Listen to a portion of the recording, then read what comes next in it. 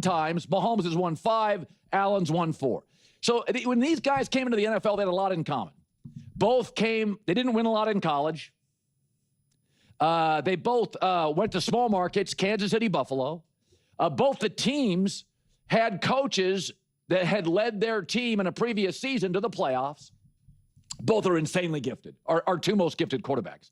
They played 9 times, and there have been wild shootouts. The difference to me is that Mahomes has the best offensive coach in league history. Bill Walsh is the only other one in the running, and Josh Allen has a very good coach. And last year when these teams played, remember that tush-push thing Buffalo tried to do, and it looked unorganized? Remember that? It looked like they just told Josh Allen, hey, Josh, you're 6'6". Just reach the ball over and get a first down.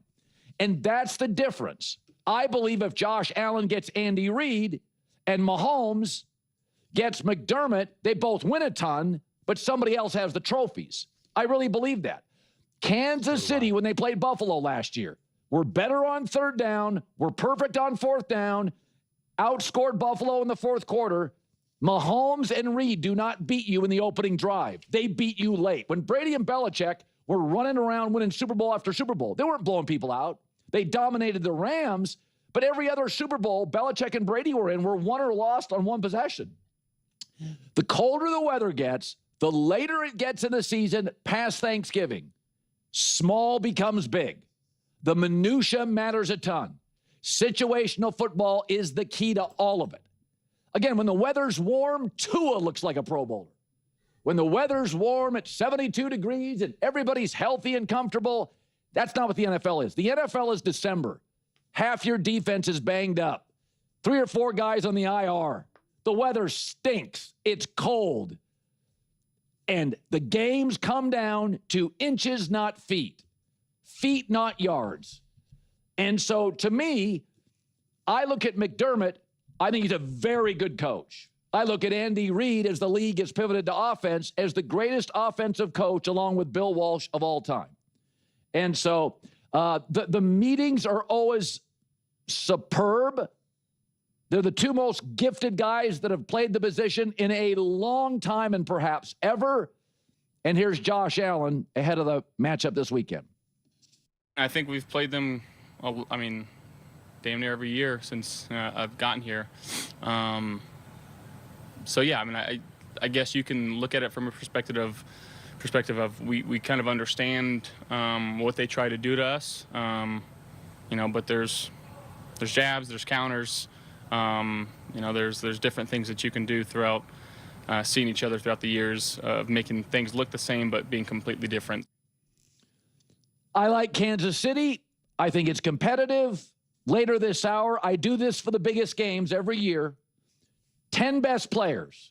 Generally speaking, whoever has the majority of the 10 best players wins the game. That's been the rule going forward. So I'll give you, before the end of this hour, the 10 best players in this game.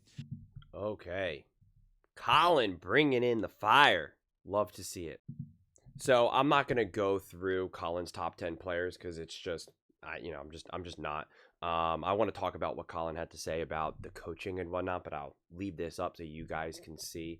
Because I agree. I think the Chiefs have the better team and the more gifted, the higher number of better players than the Bills have.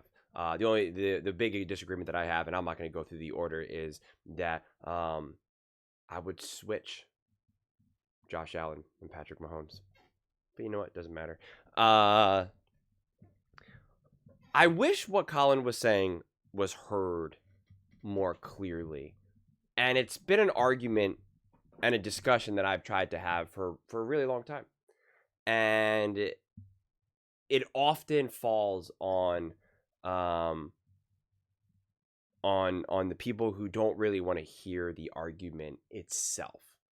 And, I'm watching a clip like this, and I just made a clip from First Things First. And I was just like, oh, do I want to make another clip like this?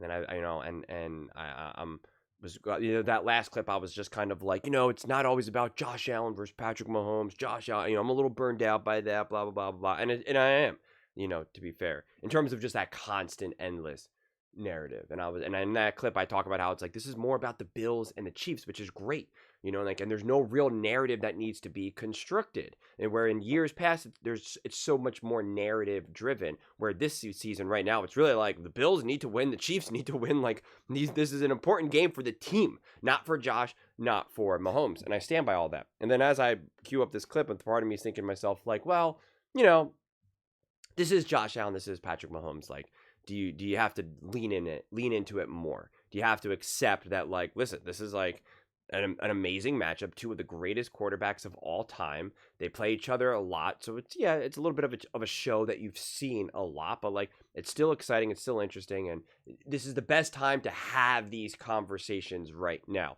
And it is a conversation that I actually am really passionate about, and it's a conversation that I feel like I've had a lot over really since the beginning of this channel, and I've done really extended deep dives going through all the stats, and I showed how Josh Allen outplayed Patrick Mahomes in the 13-second game, no matter how you want to slice it, whether it be statistically, whether it be from like a film perspective, who had to make harder plays and whatnot. And I have those conversations a lot of times, like in the spring, the summer, when there's not a lot going on, and like the hype and the energy is a lot lower. Whereas right now, it's peak, right? It's everyone's all through the roof about it right now because they're playing each other. So like it makes sense to discuss it more. And the reality is that anytime I make those videos, anytime I have those discussions, and I'm tempted to be like, here, I'm gonna actually cut that clip, that video into this video, and I might still do that. I don't know. So just keep watching and you'll find out, because I don't even know. We'll see how this clip goes right now. But what I want to emphasize is that people get lost in that conversation, because they constantly think that my argument here, or what Colin said, is that Patrick Mahomes is only a product of Andy Reid. And that's not the argument. Patrick Mahomes is an unbelievable quarterback. He is an all-time great. He is also in an amazing situation. He has been so crucial to the success of the Kansas City Chiefs. People sometimes think when I say, like, listen, if Josh Allen had Andy Reid, he'd be winning Super Bowls. He would have a ton of success. And that if Patrick Mahomes went to the Buffalo Bills, Patrick Mahomes would have less success. I really do think their respective careers would just be flip-flopped. But that does not mean that I'm out here arguing that if you put Trevor Lawrence or Tua or Dak or someone on with Andy Reid and the Kansas City Chiefs, that they're going for a three-peat. I do not think that to be the case at all. Really, the only equal swap in terms of where we can say, from my perspective, without a shadow of a doubt, that I just think that their career accolades flip, are really just Josh Allen and Patrick Mahomes. Do I think Jalen Hurts would have won a Super Bowl if he goes to Andy Reid? Yes. Do I know can I say with a confidence that he would have been going for a three-peat and would be going, but like, no, I can't say. Do I think he would have won at least a Super Bowl? Sure. Do I think Patrick Mahomes would have won multiple Super Bowls with the Eagles? Absolutely. Same thing with Josh Allen and whatnot. But I can't say that it's like an equal flop. If I put Jalen Hurts on the Buffalo Bills, is he out there contending and competing year after year after year against Patrick Mahomes? Is he able to get over the hump in a way that Josh Allen wasn't? Like, I lean towards no, but like I don't know. I don't have confidence in that argument. I don't, which is why I don't make a video like that, because I don't have the confidence in it. I don't have the confidence that if you put Lamar on the Kansas City Chiefs, that he's, that it's an equal swap. Do I think that Lamar could have had a Super Bowl? Sure. Do I think, again, it would be the same number that Mahomes has? My gut probably says no. But again, I don't know. Like I said, I don't have the same level of confidence, but I do have the confidence Josh Allen on the Kansas City Chiefs with Andy Reid is an absolute game changer. And the reason why, and Colin didn't really finish his thread here, his comment about the, how the Bills were trying to just be like, hey, Josh, can you please just convert this down for us? And then he starts talking about the Chiefs, like third down conversions and whatnot. it's a conversation that I've had a lot.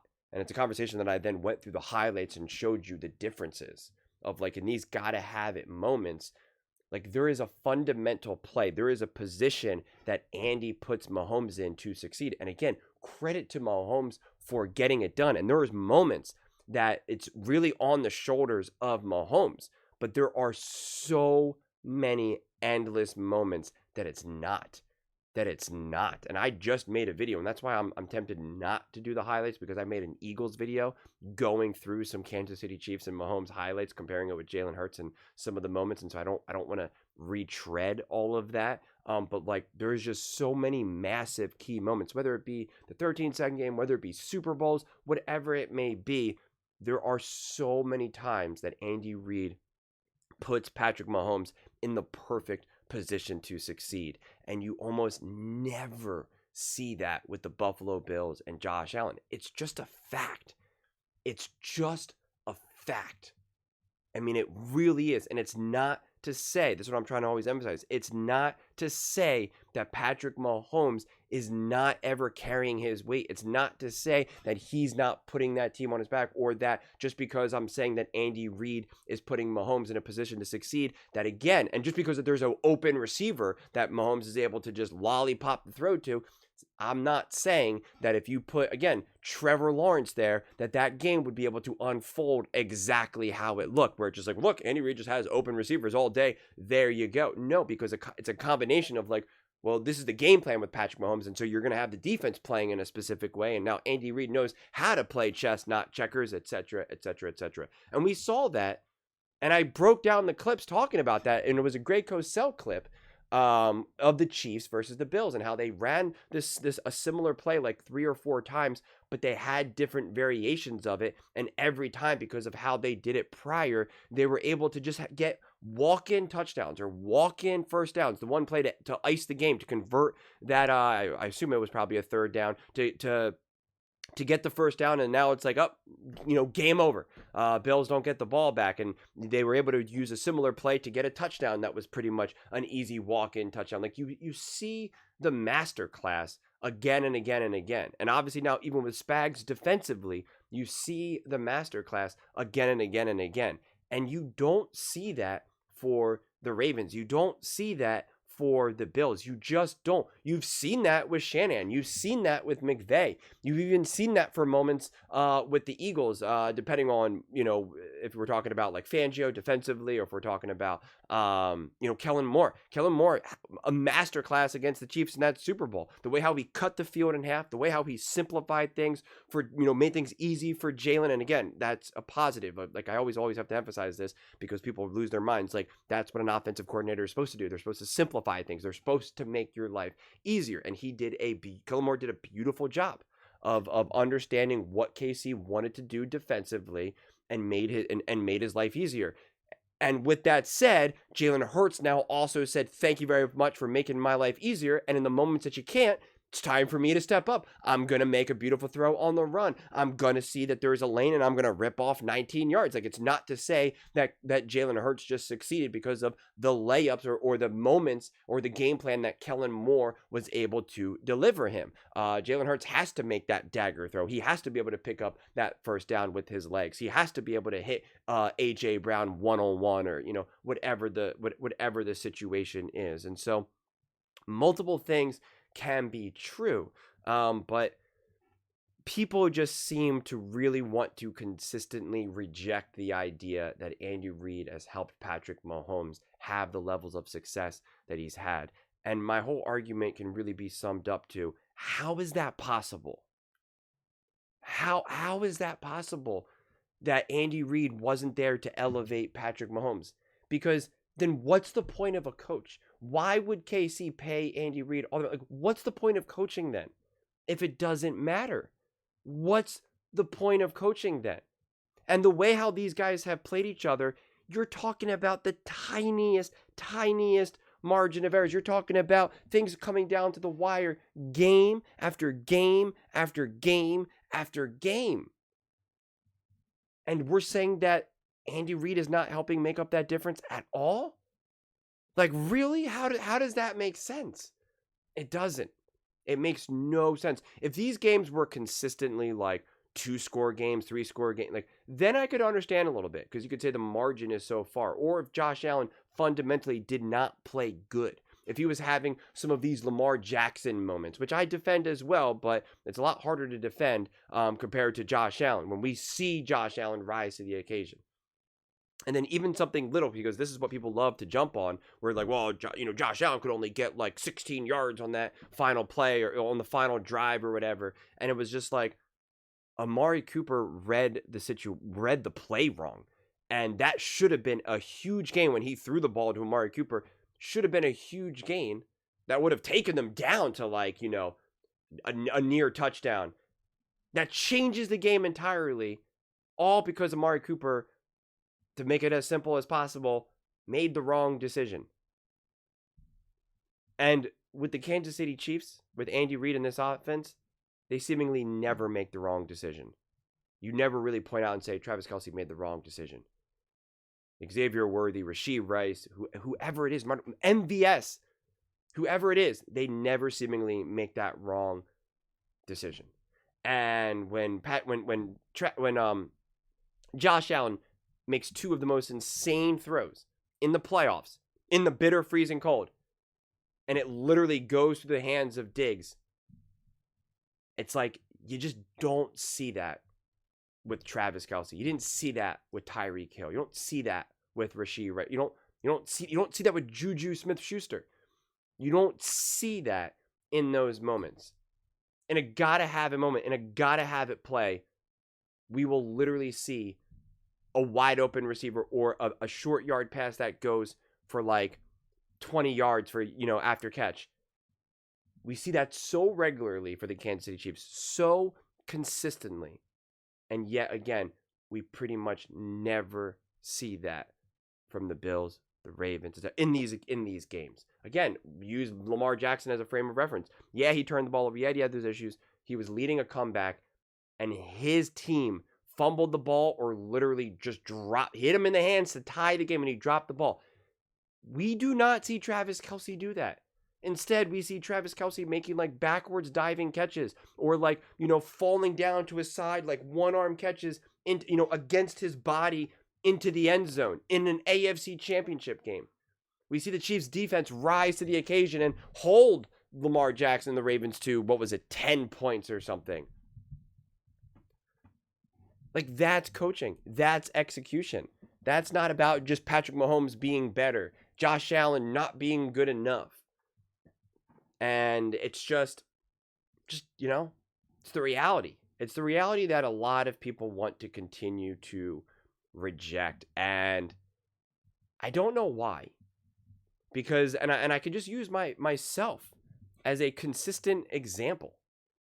Where, again, Jalen Hurts won. He beat Patrick Mahomes. He played great. He played awesome.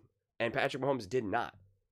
Yet my argument was never the Eagles won because Jalen Hurts outdueled Patrick Mahomes. Patrick Mahomes choked. He wasn't good enough.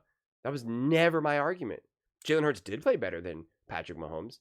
And in the moments when you needed to call upon your quarterback, Jalen Hurts was great, succeeded, and Patrick Mahomes was not. And was that a contributing factor as to why one team won and one team lost? Absolutely. But that wasn't the core of it. The core of it was that the Eagles were the better team. The Eagles were better than the Kansas City Chiefs. They coached even better that game. The game plan was better. Like the Chiefs had no answers. There was no strings for them to pull. And the Eagles had the perfect game plan and the perfect plan of attack. That was the core of it. When we keep zooming in, we can say, man, Jalen Hurts was unbelievable, blah, blah, blah, blah. With a lesser quarterback, maybe they don't have that type of game. Maybe you get more turn, whatever it may be. I mean, because again, like Patrick Mahomes did not play great. And if Jalen Hurts mirrored that game changes dramatically. Dramatically. And it didn't. Jalen Hurts rose to the occasion and deserves a tremendous amount of credit. But the story of that game was not Jalen Hurts was why they, he was the core reason why they won. It was all him. Just like it shouldn't be the case for when Mahomes wins in many of these moments. It was just Mahomes. It's like, are you kidding me? Like, how does that make sense? It doesn't. It makes no sense. But those are just my thoughts. I'd absolutely love to hear yours. What do you guys all think about Josh Allen, Patrick Mahomes, the impact that coaching and Andy Reid has had? Let me know your thoughts in the comments below. I read every single comment, so whether you agree with me or disagree with me, either way, let's get in some discussions, let's get in some fights, but ultimately, let's just have some fun. And please do consider subscribing. We are building an amazing community here, and absolutely love to see you part of it. I want to build something that we all genuinely feel connected to, something that we're really excited to be part of. I think we're well on our way to doing it. And please don't forget to give this video a thumbs up, as it really does help with the visibility and the algorithm. Thank you so much. See you next time.